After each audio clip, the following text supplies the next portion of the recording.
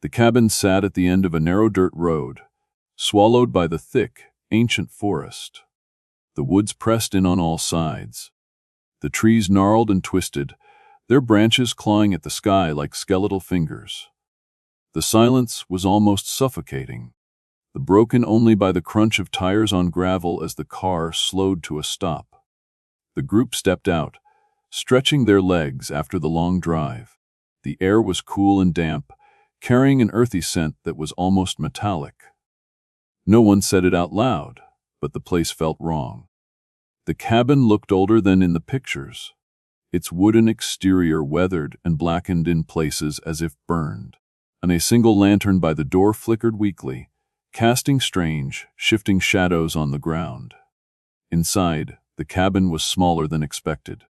The living room was cramped, the furniture mismatched and frayed.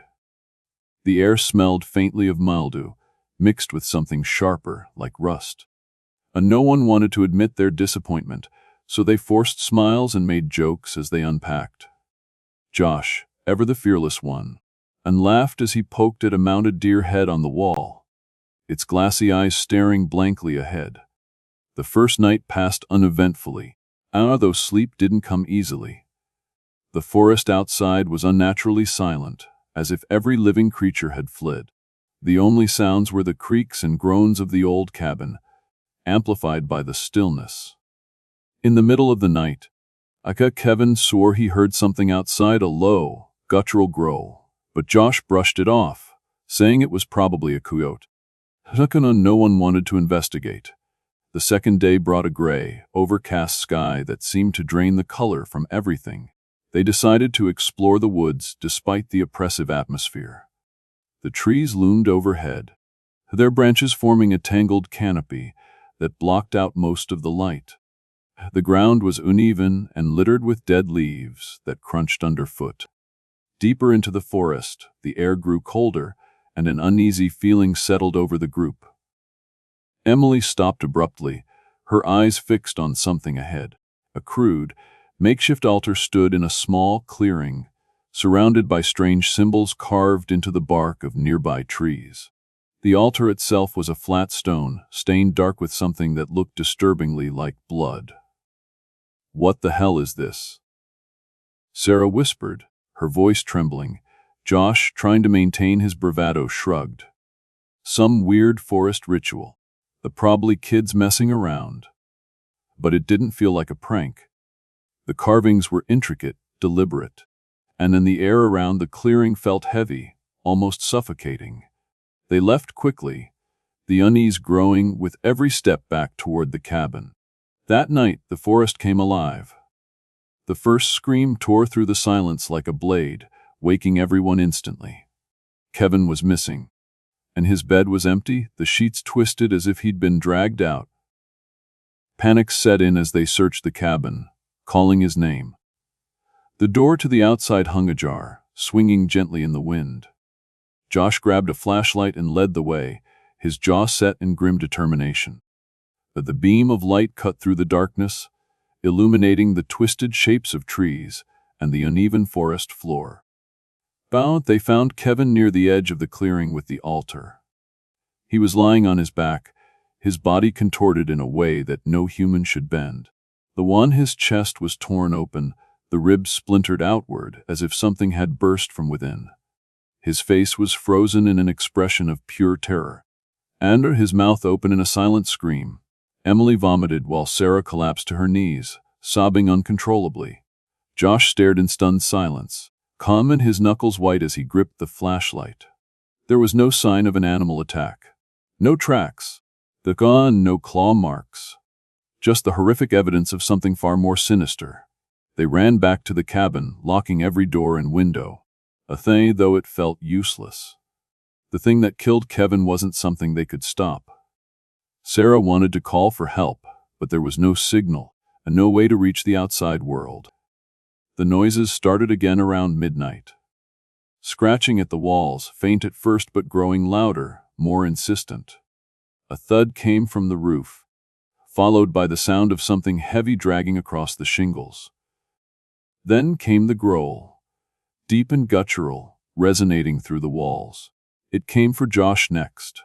He was standing near the window trying to see outside, when the glass shattered inward.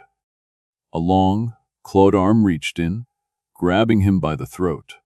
He screamed, struggling against the iron grip, but the thing was too strong, and it pulled him halfway through the broken window before anyone could react. Emily grabbed a fire poker and swung it wildly, managing to land a hit on the creature's arm. It let out an ear-piercing shriek and released Josh, who collapsed onto the floor, gasping for air. But the brief victory was short-lived. The thing retreated into the shadows, only to reappear moments later, smashing through the front door. It was massive, its body hunched and grotesque, with limbs that seemed to stretch and bend unnaturally. Its skin was pale and slick, no glistening in the dim light. It had no face, just a smooth, featureless surface where its eyes and mouth should have been. Yet they all felt its gaze, of a cold and unrelenting, as if it could see straight into their souls. Josh barely had time to scream before it was on him. Its claws tore into his chest, ripping him apart with horrifying ease. Blood sprayed across the room, staining the walls and the terrified faces of the others. Sarah and Emily ran, leaving Josh's mutilated body behind as they fled upstairs. The thing followed, its movements unnervingly fast for something so large. The staircase groaned under its weight as it ascended, relentless in its pursuit. Emily tripped, falling hard on the wooden floor. Sarah turned to help her, but the creature was already there. It grabbed Emily by the leg, dragging her back down the stairs despite her desperate screams. Sarah ran, tears streaming down her face, her breath coming in ragged gasps. She locked herself in one of the bedrooms, barricading the door with whatever she could find.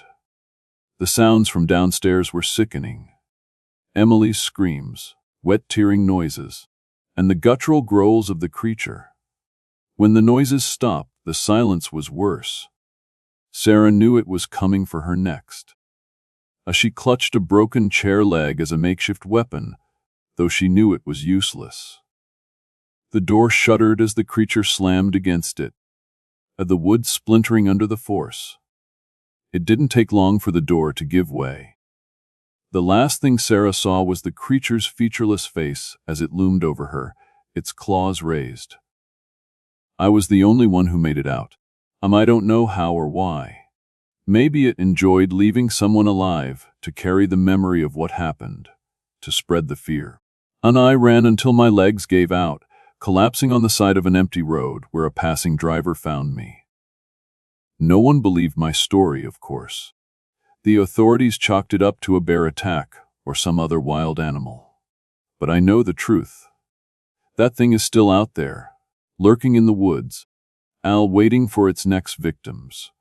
And I'll never forget its faceless gaze or the screams of my friends as it tore them apart.